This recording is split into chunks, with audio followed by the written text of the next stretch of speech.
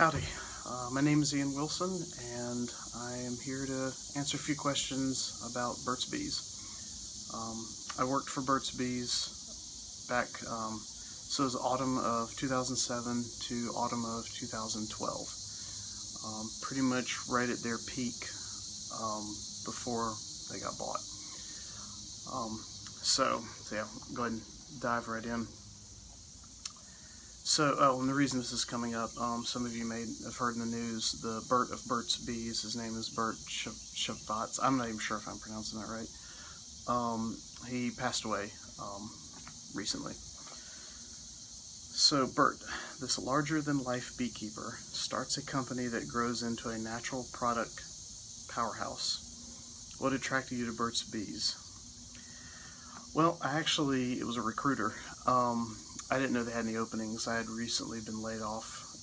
I work in the IT field and just looking for work, and there was an opening. This recruiter said I'd be a good fit. Said it was at Burt's Bees. I thought, oh, that'd be cool. I didn't know much about them. I mean, I'd heard of them.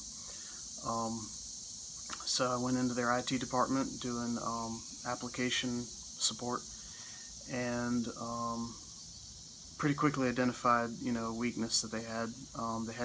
They needed someone to, totally devote themselves to business intelligence and to wrangle the few systems they had that dealt with that. So I kind of created my own position from that.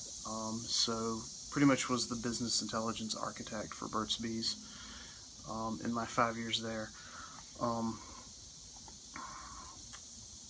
So what was the culture like at work for Burt's Bees? The culture was absolutely amazing. It was magical. Honestly, it was the best job I have ever had, and I don't think I'll ever have anything like it ever again. It's kind of how you'd expect. There was an element there of, flowers in your hair and flip-flops to work kind of thing, and that really was a part of it too. But at the same time, though, the company was filled with very serious people that were very smart at what they did and very dedicated.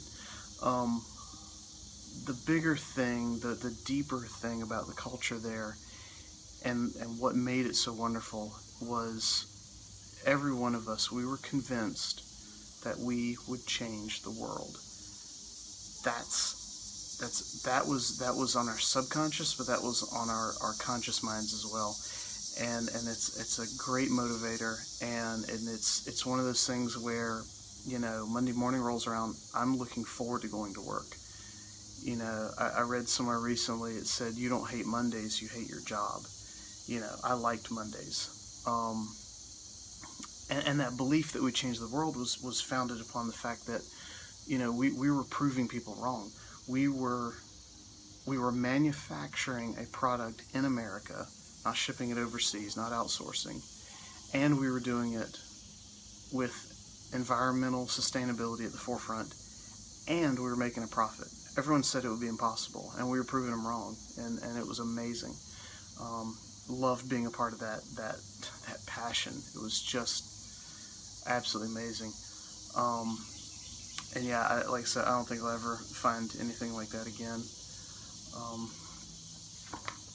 Let's see, having your own fine beard with, thank you, having your own fine beard with the association of that wild and woolly facial frock Burt had, tell me how beards in the workplace gained acceptance and how Burt's philosophy helped or hindered people from being the best by being who they are. There's kind of a lot packed into that question. Need to tease some of that out.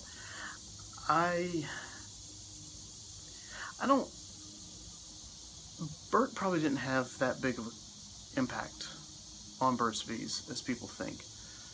Yeah, he's the face and the name, but it wasn't really his company. It was started more by his girlfriend than by him back in the 80s. And she was the brains behind the business, and he kind of took a back seat, pretty much from the get-go, I believe, and certainly as it grew into the big, company that it is today. Roxanne Quimby, of course, was the brains and the brawn behind the success of that company. We didn't see much from Burt, but, and I mean, she too had a background in the all-natural world, and there was a hippie vibe about her too, but she's also had very good business savvy. The fact that he had a beard, I don't think meant for anyone else, any of the other men there, to grow beards.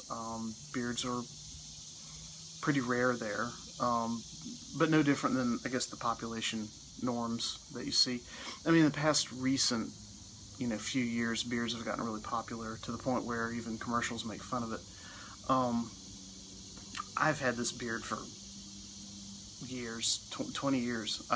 So I was doing this long before it was cool and long before I joined Burt's Bees.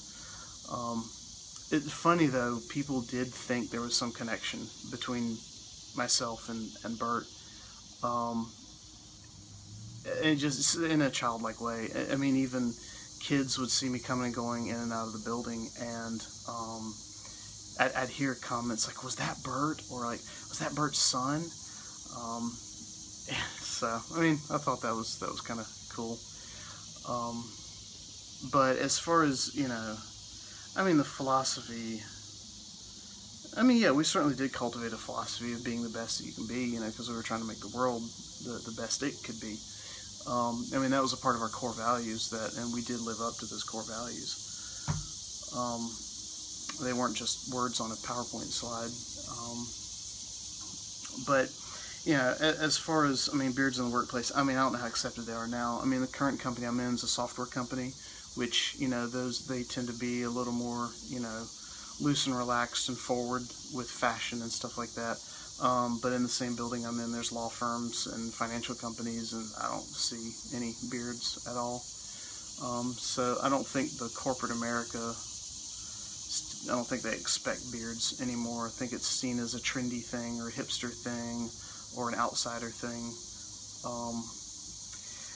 Interesting though, fast forward a little bit, Clorox did buy Burt's Bees. It's the reason why I'm not there anymore.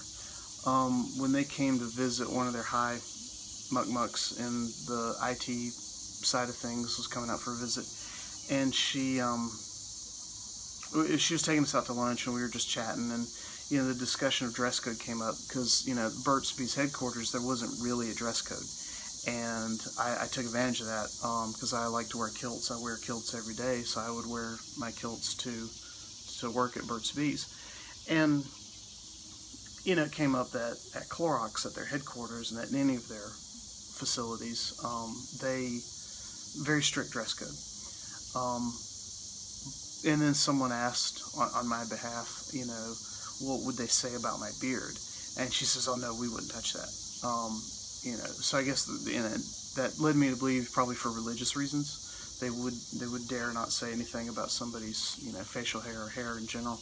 So, and it fit when I went out to the Clorox headquarters in Oakland, California, Bay Area, just kind of what you'd expect. You go in the building and you see very stiff corporate attire, but with some pretty wild hairstyles and hair colorings and piercings and stuff like that. So it was kind of interesting. But yeah, so next question. So when the Clorox company fully owned Burt's in 2007, did you witness or hear from longtime employees of pining for the good old days when things were less corporate? What effect did Clorox have in making the company successful at the expense or the concern of Burt's faithful employees? I mean, it was a little more complicated than that, and actually a lot slower. I mean, the purchase did happen in 2007, the same year I started, but you really wouldn't know it. Clorox was incredibly slow to move, and they fully intended all along to take over. They don't do subsidiaries. They completely take over when they buy a company. But they wanted to be very slow and deliberate because they didn't want to rush things and mess it up, because they'd learned that lesson from the past with some of their other acquisitions. When the news came out, a lot of family and friends are like, oh, we're so sorry. Oh, you can't catch a break. And, you know, because I had been laid off a few months before. But it really wasn't that bad. And there was actually some good that came of it. I mean, yes, our brand in the natural world, natural, green, sustainable, environmentally sustainable space, it was a black eye. I mean, we got bought by a 100-year-old chemical company, you know, so that certainly, our rating in that view plummeted. But at the same time, we were at this point in the business. The business had grown incredibly fast, and we're, you know, it was on this you know, tremendous rise, but we're starting to plateau. We needed to, I mean, in America, if you're not growing, you're dying, which is really unfortunate, but that's just how the ugly machine of capitalism works. And we started to plateau out because we were in every one of the gift shops that you could be in, and we were in a few specialty stores, but we couldn't break into those main places where people buy, you know, consumer packaged goods, grocery stores. Couldn't get into those. They wouldn't touch us. They kept seeing our products as too niche, too special, too expensive. You know, shelf space in grocery stores is at a premium, and so they just didn't want to bother. When Clorox bought us, now we had the backing of Clorox. Clorox is a big enough vendor of items that go in grocery stores. They have a little muscle, and they said, you know what, you're going to put this on the shelf, and you're going to make space for it. And they did. And again, sales picked back up, and we grew again. So it was one of those, you know, it was a dance with the devil. I mean, you know, Clorox ultimately killed it, but at the same time saved it. But what it saved, you know. Yeah, and I guess that kind of leads to, you know, I didn't stay to the bitter end. I would have been laid off because my job was redundant. Everything IT was redundant. Like all of accounting redundant. A lot of manufacturing. Everything pretty much was made redundant. And I didn't stay to the bitter end. I'm kind of glad because they said it was pretty dark and gloomy around there. I mean, I was there for 5 years. I probably could have done 6. And with probably little chance of moving into Clorox if I'd wanted to, which I had no desire to. So I kind of got out while the mood was still good, I guess. I did go through a period of mourning. I really did, and it was very depressing to go from just, you know, the greatest job in the world, you know, the greatest coworkers in the world, to just a normal job. I went to a software company, a very large, old software company in the medical space, and it was dull, and I didn't like it. But I mean, it's funny, that magic, it's kind of still there.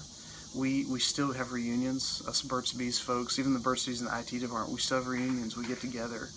You know, that you can't kill that magic, and quite a few people still work together in some way, in some fashion, in some company. We still manage to find each other. I'm kind of out of any of the circles now. I've landed myself now in another software company, which actually has a very similar culture to Burt's Bees, and I'm very grateful for that. So I'm gonna ride that for now.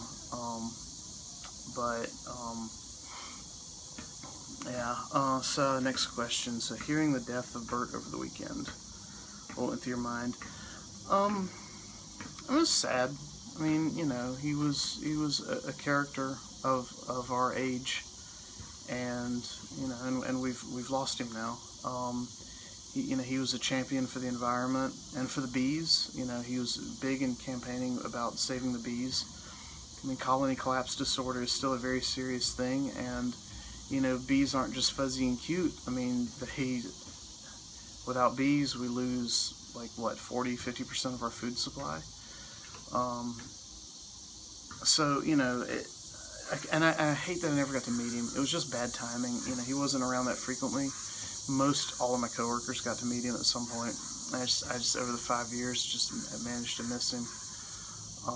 So it would have been nice to have met him. Yeah, any other thoughts I'd like to add? Gosh, I don't know. I think I've pretty much covered it all. But yeah, I'm very grateful for the time I had there. It ended too soon, but I'm glad. I'm glad I got to do it. I'm glad, you know, to be a part of that culture, and it was great for my career too, because I got to build something. I got to, you know, I built a system, and people adopted it and used it, and I made people's jobs better. So I mean, that was just amazing too, and they fostered that. I mean, they fostered, you know, that kind of that work ethic. So it's just everything about it, and I think a large part of that, I need to give credit to John Replogle, who was the CEO there when I was there. I mean, he was a big factor in that, and he's now running Seventh Generation, which is another environmentally oriented company based up in Vermont. They do cleaning products and stuff like that. So he's there now, and I'd actually really thought, I swore I said I'd follow him wherever he went, but yeah, I couldn't reload to Vermont, and you know, I don't know if they have any openings anyway, but he's starting some ventures back here in the Raleigh-Durham area again, and it's tempting to see if there's openings, but I also really like where I'm at now too, so so that's it. So yeah, thanks for letting me rattle on like this.